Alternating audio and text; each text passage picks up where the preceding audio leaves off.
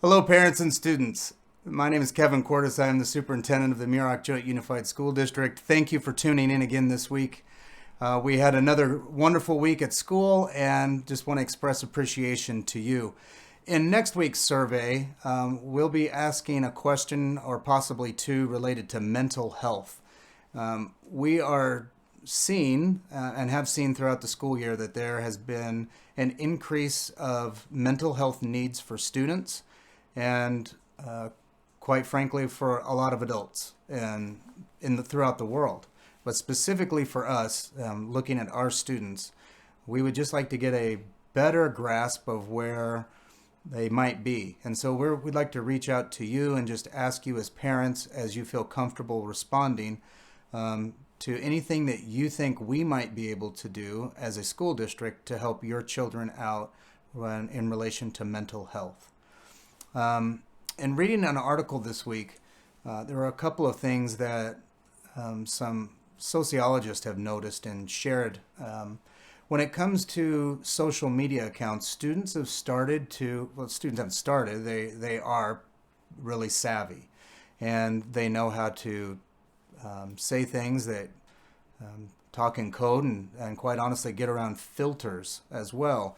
And so a couple of examples of that are there's some statements that sometimes students or youth will use on social media platforms.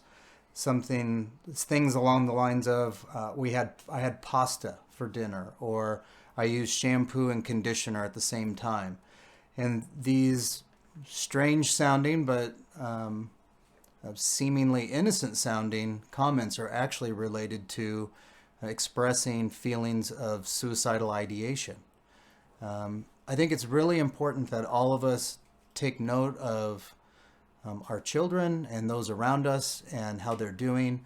Mental health is something that we take very seriously in the school district. It's something that, as a father and as a superintendent, I take extremely seriously.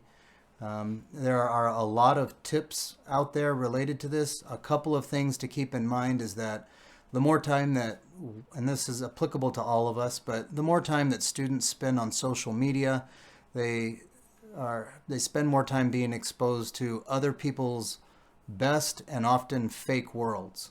And they wind up living in a situation where they feel like they are the lone person out, or that they don't live a life that's as good as everyone else. And that can cause feelings of inadequacy and can increase anxiety.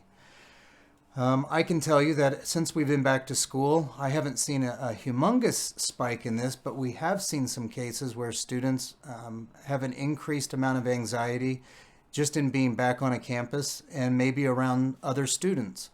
One of the few benefits that I think we could say was related to distance learning and COVID-19 for students was that for those students who maybe had difficulties with their peers, maybe with bullying or problems such as that, they got a break. A lot of them did. They didn't have to see those people throughout their school days. They didn't see them 5 days a week.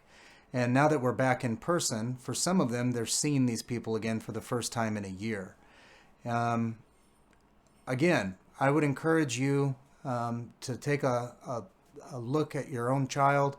We would encourage you to sit down, and I'm sure that you're doing this, but we'd like to encourage everyone to talk with your child or your children and ask them not only how their school day went, but how they're feeling about it.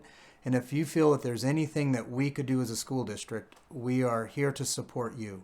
We have many levels of support from those ranging from school teachers to counselors to school psychologists. We have wraparound services that are even available after school hours late into the night. And we've talked about those before, but I just wanted to reiterate that we have several levels and layers of support that we can give when it comes to mental health.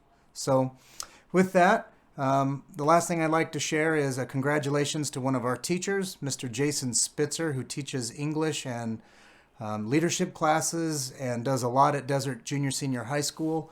Was selected as our District Teacher of the Year and was nominated for the Kern County Teacher of the Year.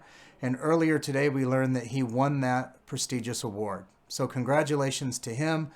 I'm sure there's a lot of students at Desert High School and parents that will want to congratulate him on this. He will now move on and be in the runnings for California Teacher of the Year. So we wish him the best in that. And with that, we wish you a wonderful weekend, and we will see you next week.